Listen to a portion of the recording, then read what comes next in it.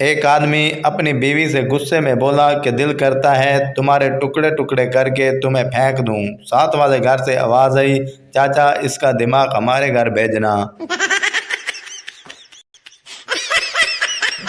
एक दिन मुल्ला नसीर ने सोचा कि अखरोट तोड़कर खाएं। उन्होंने अखरोट पर पत्थर मारा तो वो उछल के गायब हो गया। मुल्ला मुस्कुरा के बोले, हर चीज मौत से भागती है। एक पागल खाने से कामयाब इलाज के बाद जब रुखसत होने लगा तो पागल खाने के डॉक्टर ने उसे मुखातिब करते हुए पूछा, क्यों जनाब, अब आप कैसा महसूस कर रहे हो? वापस जाते हुए खुश तो हो ना? साबका पागल रुआंसा होकर बोला, खा खुश हूँ, जब मैं आया था तो अमेरिका का सदर था।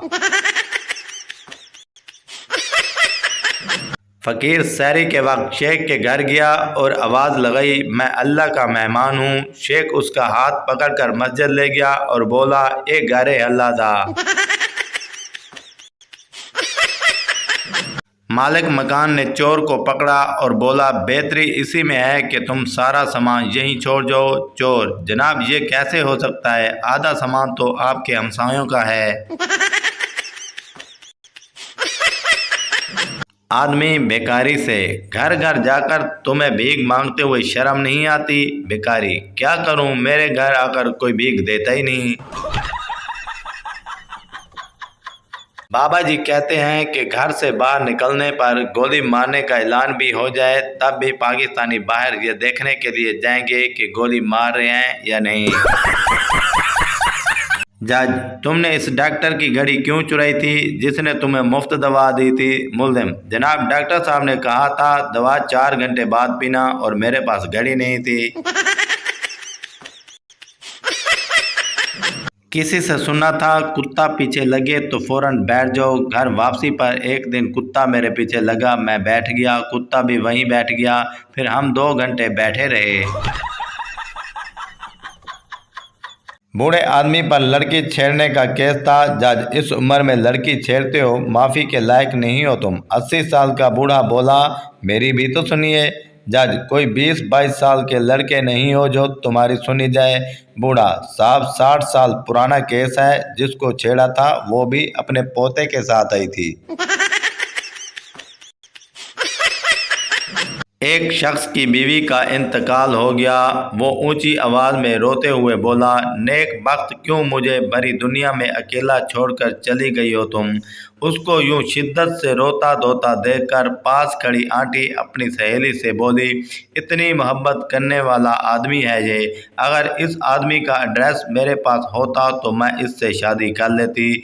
उस शख्स ने ये अल्फाज सुन लिए। वो मज़ीद ऊंची आवाज़ में रोते हुए बोला, नेक बख्त, क्यों मुझे सैटेलाइट टाउन गली 3 मकान नंबर 11 में यूं अकेला छोड़कर चली गई तुम।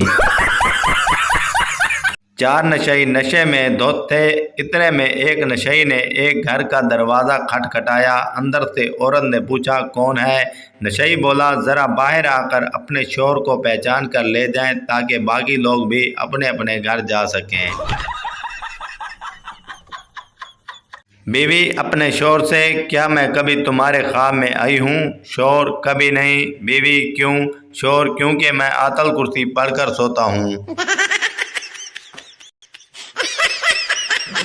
पीर साहब की शादी थी। जब कामे लाग लेने आए तो पीर साहब बोले, और बताओ कमियों, पैसे लेने हैं या दुआ?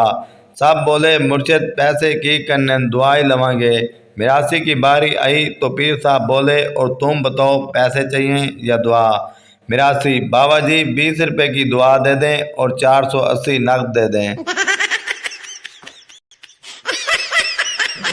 एक पार्टी में लोग बहुत थे और खाना कम। मेज़बान को शक हुआ कि ये सब लोग इनवाइटेड भी हैं या नहीं। उसने ऐलान किया, जो दुल्हन की तरफ से हैं खड़े हो जाएं। 20 लोग खड़े हो गए। फिर कहा, जो लोग दूल्हे की तरफ से हैं वो भी खड़े हो जाएं। 25 लोग खड़े हो गए। मेज़बान हंसा और बोला, जो लोग खड़े हैं बाहर दफ़ा हो जाएं, क्योंकि ये बर्थडे पार्टी है, तुम्हारी माँ दी शादी नहीं। पाकिस्तान की अक्सर बसों और ट्रकों पर यह लिखा होता है, बुरी नज़र वाले तेरा मुंह काला। यकीन करें, अगर ये दुरुस्त होता तो अब तक पाकिस्तान वेस्ट इंडीज़ बन चुका होता। बाबा जी कहते हैं कुछ लोग नमाज के बाद सलाम फेरते ही फ़ौरन ऐसे मोबाइल चेक करते हैं जैसे नमाज की कबूलियत का मैसेज आना हो।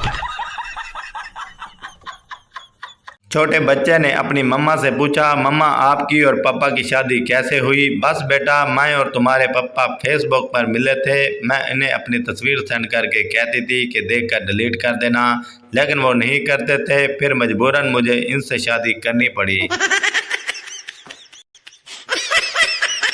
पाकिस्तान में मास्टर पैंट 10 साल तक चले न चले, पर उनकी बाल्टी नहाने के लिए और कपड़े धोने के लिए ज़रूर 10 साल तक चल जाती है।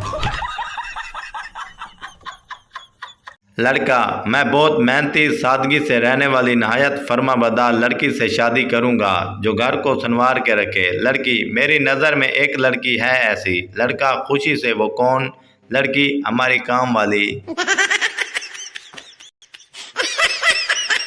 सरदार म्यूजियम गया और उससे एक कप टूट गया।